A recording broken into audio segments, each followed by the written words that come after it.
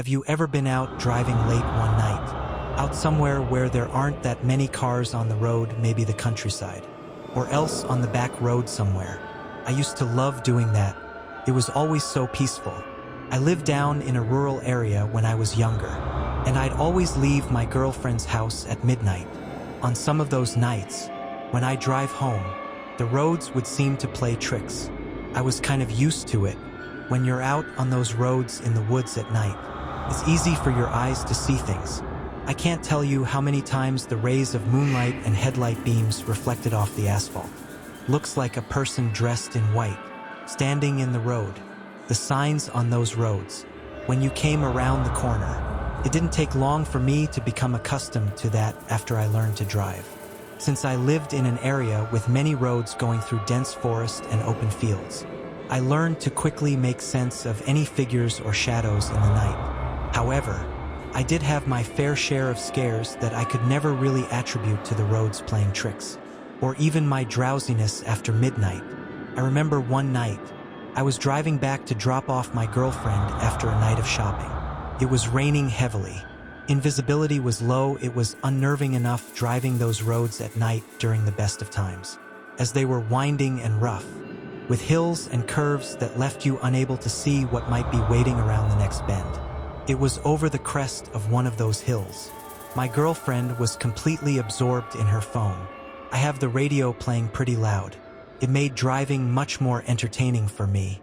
I was only focused on the road. And the music. I was shocked out of my charts. When I talked to hell to reveal a figure. Read them black by the side of the road. He seemed so close to my car. And pull me off the asphalt. I got to look at the face of this figure. To reveal an almost white visage. Mad by black eyes. Lock with mine. As I try to make sense of the image before me. An exclamation let from my mouth almost instinctively. We are extremely close to the next road to turn down on the way to her house, which was more of just my left and a turn. We were close enough, and I urged the car harder than usual to the left to account for my speed. I never let off of the car's accelerator until it hit me that the road I was about to hit was nothing, which began to turn to a slippery mud as the rain continued. I'd never before hit that road so fast. It was about this time, which is probably only the second later, that my girlfriend started to react to everything. She asked me what was wrong. You didn't see that? My voice was shaky. She shook her. There was someone in all black on the side of the road, just walking down it. I was having trouble getting my voice to lower in volume. Are you sure? It's raining really heavy. No one should be out right now. It was a valid question, given the heavy rain in the late hour. I know pretty well when I see something that looks like the grim freaking reaper on the side of the road. Sarcasm wasn't really necessary. Irritation at my response. I told you before that there's some weird people that live out here. When we pulled into her driveway, I was still on edge and vigilante, in case the man decided to follow my car down the dirt road to her house. Given my speed and the cover from sight of the thick woods and the trees gave us, it was unlikely he was even able to see us get near the driveway. But that wasn't enough to calm me after the scare he provided. I got her inside, and we sat for a few minutes until midnight. By then I was calm again. My girlfriend did watch me all the way to my car, just in case. That wasn't the worst thing that's ever happened. Though I never stopped going down that country road at night, maybe it was love. What is the stupid curiosity for the unknown and unnatural that kept me driving after my next encounter? Alexa, it wasn't a long drive between my house and my girlfriend's house at the time. It was only about 10 minutes, which I did often, given the rarity of police in the area. One of those midnights, I was leaving her house for the evening when things got a little out of my control, except for some feeling I couldn't shake. I was definitely tired. That much was certain. Tired for one reason or another many of the times I left there. I opened my music playlist and just picked something. I'm partial to rock, say having something dark and occasionally foreboding come out of my speakers. Wouldn't have bothered me at all on any other night. Tonight was different though, I just couldn't tell why. It was as if there was a charge within the night. Some electric feeling. Add my hair standing on end, I tried to tell myself that the feeling was brought on by the what's the drop in temperature. This was probably partially correct. Put this alone wasn't enough for me to completely relax. Instead of the quiet serenity gained from seeing the moonlight shine on the pond outside in the field. In her house, the water shimmered oddly, creating twisting faces and eyes in my mind. It was all a bit unnerving. It broke that calm that I've been accustomed to when leaving from there. I continued down the driveway onto the dirt road, music blaring, reflecting the screen down in my soul for comfort. I just couldn't shake the feeling that something was wrong around me. It was when I turned onto the paved county road. Things began to get worse. First was the trees. As I said, this was a fairly wooded area. And tonight, the wind and the moon came together to bring me visions of figures in the trees, halo-wise, staring into the driver's seat of my car. This was a mere 10 seconds down the road, and already, the nights began its march on my sanity. The curves of the road were my next adversary. There was some curves, just stopped me seeing what was around the next bend. As I came to the first of these sharp cuts through the woods, I could have sworn I saw a man in the trees above me, hanging by his hands, feet dangling below him. I didn't slow down to get a better look though.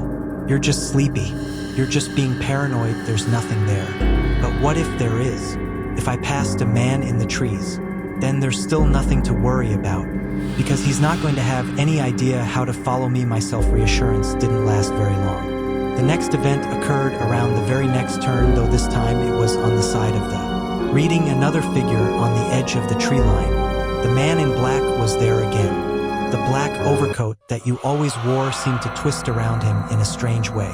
It was just like the black was more of a shadow, bending around him as he moved. Compared to the last few times I've seen it, he seems to be moving in a very mechanical way. This left him in a creeping shuffle down the overgrown roadside. Despite all of this, his presence was slightly calming.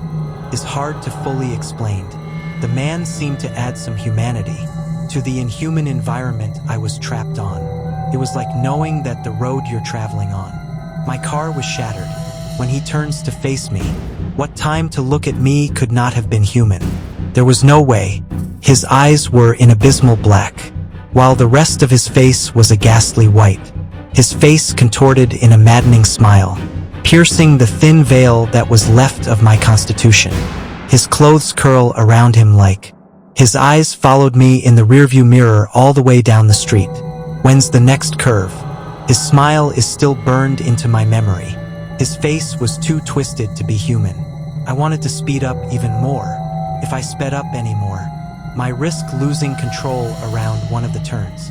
I tried to calm myself down again by bringing thoughts of home and safety to the forefront of my mind. I try to keep my focus on anything else but the events going on around me. My radio is still playing.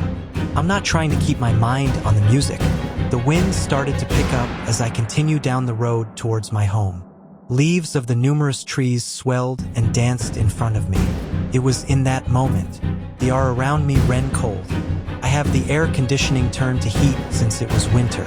That's all of the sudden. That didn't matter anymore. Is my skin begin to chill in the unnatural cold not a moment later. My sight was drawn towards the side of the road again. I tried not to look. I knew what was coming, but the reflection of the white face in my headlights was too bright to ignore. He was there again. Even through my shivering and shaking and cold in fear, I could feel the paralyzing grip of terror in my chest. I blew by him, watching him disappear from viewing my mirrors. As quickly as he left my sight, still following me, pale and sickly hand into the night, reaching for any life his hands could grasp. Every time it faded from view, his eyes never blinked. I saw him fade one more time when I exited the woods. Install the dim lights of a church up here. There was a four-way stop right at the church, and as I pulled up to the stop sign, my pulse began to slow. It was only a little farther until I was home. This part of my trip after the stop should have been easier. And some fields, my spirits were lifted as I calmly accelerated away and past the church and its graveyard. I gazed at the 3 crosses in the empty lot of the churchyard. As I passed by, dim electric lights were unable to prevent what happened next. The road continued after the church in a long straight path between fields of lifeless peach trees. On one side of the road, a few small houses sat, some with porch lights illuminating their front stoops. I knew my road well. It felt like home in itself to be driving along it. It was as I passed by the tiny local fire station that my home was invaded. The air chilled again, making my skin crawl with fear and cold. I started to speed up. I was getting home as fast as I could go. Without crashing into something, my radio began to act up now. Songs for being skipped and paused without warning. Songs with stars in the middle. I'm playing reverse. I read the static also began to cut through the music. The rules sound acting like an ice pick into my brain. I felt as if my entire world had collapsed. My car was like a barrier to the madness occurring around me, and the wolves were breached. It was soon. Put my radio was playing sounds. The words part of any music. Sounds of screaming and wailing. They could only be attributed to the dead. I pray to God that I'd make it home safely. The 3 whatever means necessary. I survived with my body and mind in. My radio responded. The voice came across my ears. The spoken is sickly, low tone. It sounded like a whisper of wind was breathing voices through my car speakers. Crying in voice is ethereal and ancient. The man appeared one more time in front of me, this time in the center of the road. He was still reaching his hand out towards me, his face still locked in its grimace. I didn't even slow down. I ran through him as fast as I could. I felt a slight resistance as the car made impact despite his seemingly incorporeal. The radio returned to normal. The air began to warm up again. I won. Home was only a moment away. I looked in my rearview mirror. The eyes were still there. I looked back towards the road as I passed the second and final church before I got home. In trepidation, I looked in the mirror again. There he was, this demonic man, sat in the rear passenger seat. His face never changed. His murderous grin, etched in stone. The R froze, and the speakers blasted static yet again. He began to move slowly. I was going up the last hill as I saw. Adore his hands start to move in my direction. I slammed the brake and swerved onto my gravel drive. His hand was still moving. My car slid into its place near my home, and I pulled the keys from the ignition. I heard the sounds die as I slammed the door behind me as I ran away. I slipped a glance towards the back seat of the car. It was empty. I ran up the stairs to the front door. As I fumbled the keys in my shaking hands, I saw, out of the corner of my eye, he was standing at the base of the stairs unmoving. I unlocked my door. I threw myself into the house, locking the door behind me.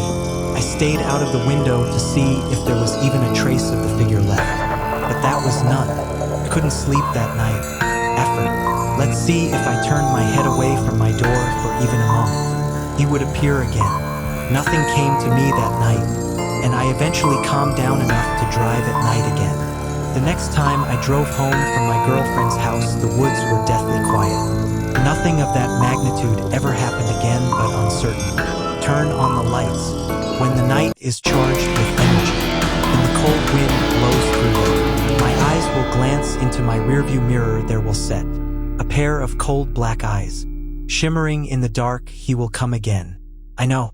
One day I'll be at its mercy. I've never again been truly at peace. On empty road,